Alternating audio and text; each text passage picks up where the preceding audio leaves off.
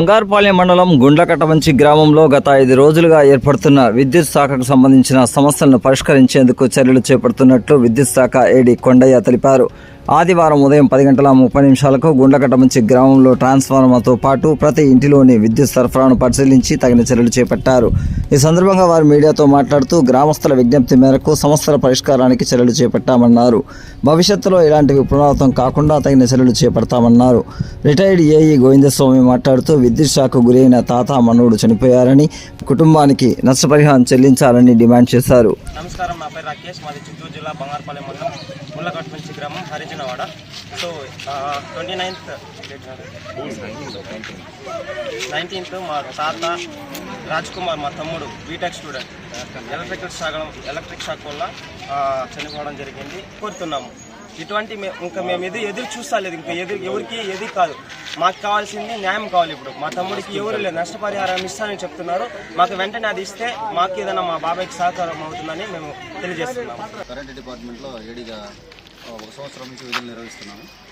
గత 3-4 డేస్లో మనకు ఇక్కడ కరెంట్ షాక్ వచ్చిందని బంగారుపాలెం మండలం గుండ్లకట్టమంచి గ్రామంలో కాలనీలో ఈ విధంగా మన కరెంట్ షాక్ వచ్చింది తెలిసింది. వెంటనే వచ్చి మేము కూడా వెరిఫై చేసి రెక్టిఫై చేశాము. అగైన్ మళ్ళీ నిన్న ఈవినింగ్ కూడా మళ్ళీ ఈ విధంగా ఎలక్ట్రిక్ షాక్ మళ్ళీ తెలియపరిచారు. వెంటనే వచ్చి మేము ట్రాన్స్ఫార్మర్ సంబంధించిన ట్రాన్స్ఫార్మర్లు, తర్వాత ఎర్తింగ్ సంబంధించిన డోర్ టు డోర్ మొత్తం తిరిగి అన్నీ రెక్టిఫై చేశాము. ఇంకా తర్వాత ఏదైనా ఈ గ్రామానికి సంబంధించిన ఏ సమస్య వచ్చినా కూడా ఇమీడియట్గా వెంటనే పరిశీలించి దాని సమస్యను ఎటువంటి ఇబ్బంది లేకుండా చేయడానికి మేము సిద్ధంగా ఉన్నాం. అలాగే మా పై అధికారులు కూడా ఇప్పుడు ఇక్కడికి రావడానికి రెడీ వస్తున్నారు.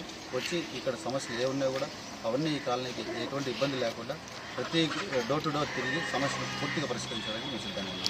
సార్, ఇప్పుడు 2 చనిపోయినారు కదా, ఆ చనిపోయిన వారిపైన మీరు ఎటువంటి ఖచ్చితంగా చనిపోయిన వారికి మేము ఎక్స్గ్రేషియా ఆల్రెడీ మేము పై అధికారులకు ఇంటిమేట్ చేసాం. పాజిటివ్గా మా ఎస్సీ గారు, మా డీ గారు అందరూ కూడా స్పందించారు.